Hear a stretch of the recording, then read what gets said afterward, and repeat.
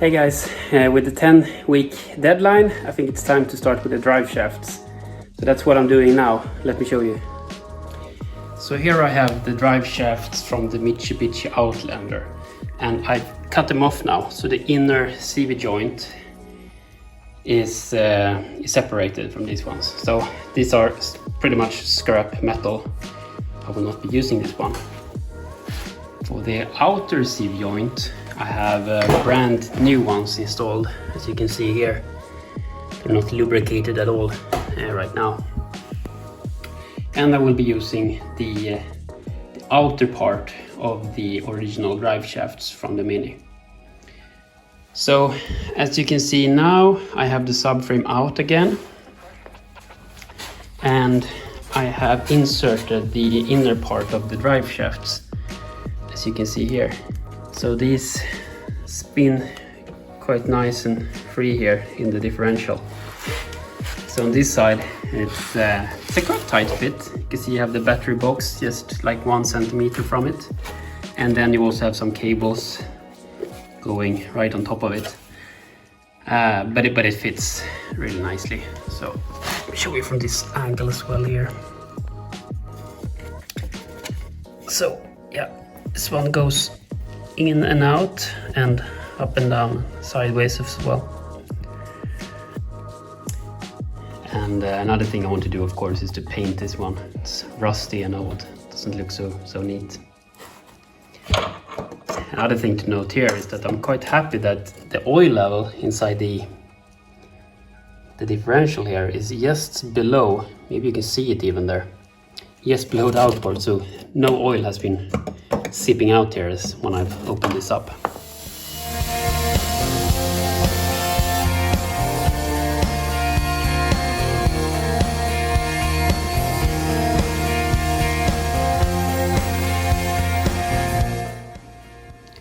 So now I have cut the Mini drive shafts here as well to just a bit longer than the other one.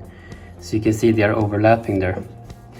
So the idea is that I have marked here where the drive shaft sits in its resting position. And now I will remove the rubber cone, raise the suspension to the max and see where the resting position lies, how much it has moved. In the best case, it doesn't move much at all. But we'll see. So I figured to try this method first before I remove the cone, and I think it works quite good actually. So what I've done here is use whatever you call this, tighten it up as much as I dare, and it raises it quite a lot, so now you don't have too much play here. So looking at the drive shafts now, you can actually see that it's moved like 0.5 centimeter here or something outward. So if I were to raise the suspension a little bit more, it will probably go even further out. So when the suspension is at its lowest position, the inner joint should probably be a little bit compressed, just a nudge compressed.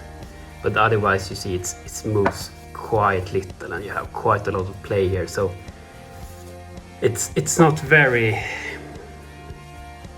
I don't think I have to be very accurate here actually in my measurement, as I have so much play in this one. So look what happens now when I turn the wheel. Now it's all the way to the right. I'm turning it to the left here, neutral position, and all the way to the left. So you can barely see it actually moving here. So the same outer shaft that I used on this side, I've now fitted on this side. So there you go. And the amazing thing is that, look at this. Oh, it's a cable in the way. There you go. It's like exactly the same length. What it means is that I have managed to fit the electric motor in the center with, you know, just a few millimeters of margin. So that's nice. I only need one template for two products.